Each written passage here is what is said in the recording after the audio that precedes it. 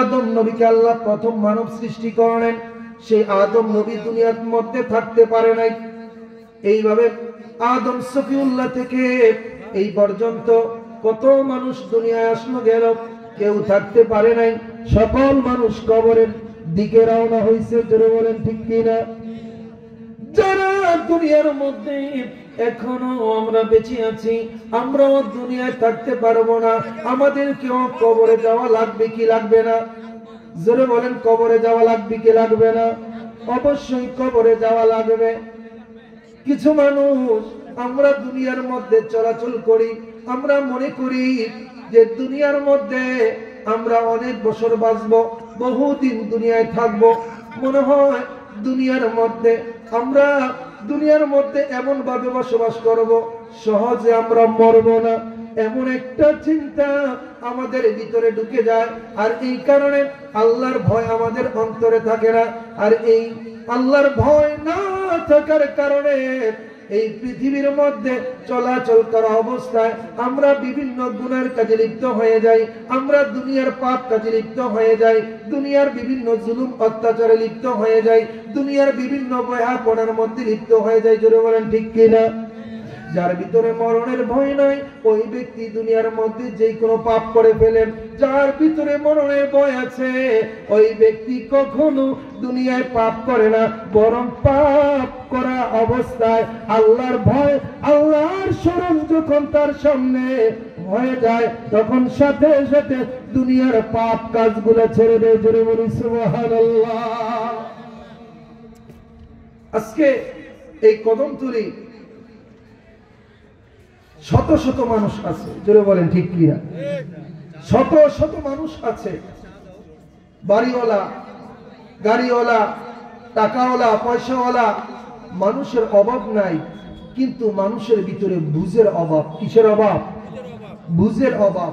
এই সঠিক বুঝ না থাকার কারণে আজকে আমাদের পৃথিবীর মধ্যে দুনিয়ায় অশান্তি।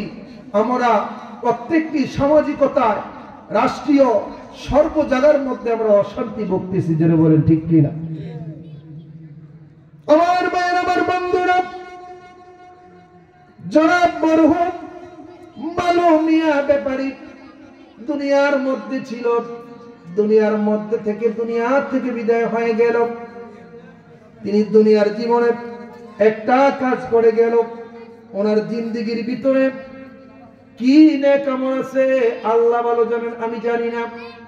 কিন্তু যে একটা নেক, এই যে জান্নাতের বাগান সাজিয়ে গেল, এই জান্নাতের বাগান তিনি যতদিন ছিলেন কায়েম করে গেল।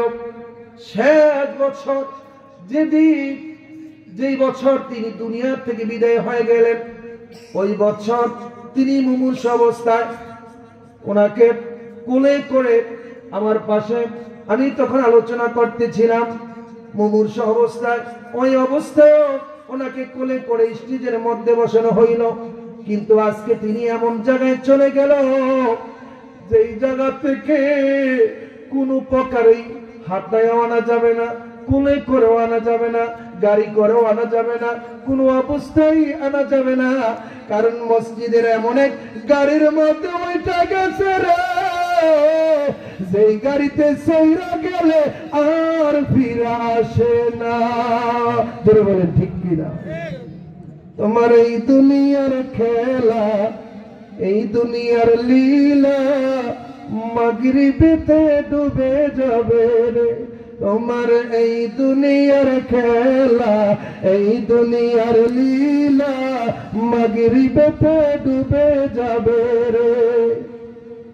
এই দুনিয়ার সালচাতুরি সবই তোমার রইল পরি, থাকবে না রে বাহাদুরি বেলায় বেলা। ঠিক কিনা বলেন? এই দুনিয়ার সালচাতুরি সবই তোমার রইল পরি, আর থাকবে না রে বাহাদুরি, থাকবে না রে বাহাদুরি বেলায় বেলা। তোমার এই দুনিয়ার খেলা, এই দুনিয়ার লীলা মাগরিবেতে ডুবে যাবে রে।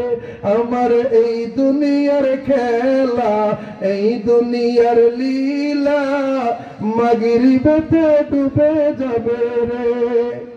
নামটি তাহার মালু ব্যাপারী, আর বয়স তিনি আড়াই বাড়ি। জোরে বলে ঠিক কিনা? নামটি তোমার, নামটি তাহার মালু ব্যাপারী, আর বয়স তিনি আড়াই বাড়ি। আরে চাইতেন তিনি পীরের বাড়ি বেলায়া বেলা, আর চাইতেন তিনি পীরের বাড়ি বেলায়া বেলা। আমার এই দুনিয়ার খেলা, এই দুনিয়ার লীলা মাগরিবেতে ডুবে যাবে রে। আমার এই দুনিয়ার খেলা, এই দুনিয়ার লীলা মাগরিবেতে ডুবে যাবে রে। চিৎকার মেরে মারহাবা। আমার ভাইয়েরা, আমার বন্ধুরা, আমার আল্লাহ পাক রব্বুল আলামিন কুরআনুল কারীমের মধ্যে ঘোষণা করে দিলেন, ইয়া আইয়ুহাল্লাযীনা আমানু তাকুল্লাহ। আল্লাহু আকবার। আল্লাহ বলেন, ঈমানদারেরা আমি আল্লাহকে ভয় করো, ভয় করার মতো তোমরা ভয় করো। ওয়াবতাগু ইলাইহিল ওয়াসিলা, আর তোমরা ওয়াসিলা তালাশ করো নাজাত পাওয়ার জন্য। আমি আল্লাহ পাক রব্বুল আলামিনের ভয় করে করে নাজাতের জন্য, নাজাত পাওয়ার জন্য ওসিলা তালাশ করো। আমার ভাইয়েরা, আমার বন্ধুরা, এই মরহুম মালুমিয়া ব্যাপারী ওনার জীবনে কি আমল করেছে জানি না, কিন্তু এমন একটা উসিলা দইরা গেছে রে, যে উসিলায় আমার আল্লাহ পাক রব্বুল আলামিন ওনাকে নাজাত দিতে পারে কি পারে না? জোরে বলেন, পারে কি পারে না? অবশ্যই পারে। যদি আপনার জীবনে মন সাক্ষী দেয় কোনো আমলের, আর সেই আমল এর দোহাই দিয়ে যদি আল্লাহর কাছে আপনি বলেন, আমার আল্লাহ সেই দোয়াটা কবুল করবে, আল্লাহ আপনাকে নাজাত দিবে। জোরে বলে সুবহানাল্লাহ। আমার ভাইরা, আমার বন্ধুরা, আজকের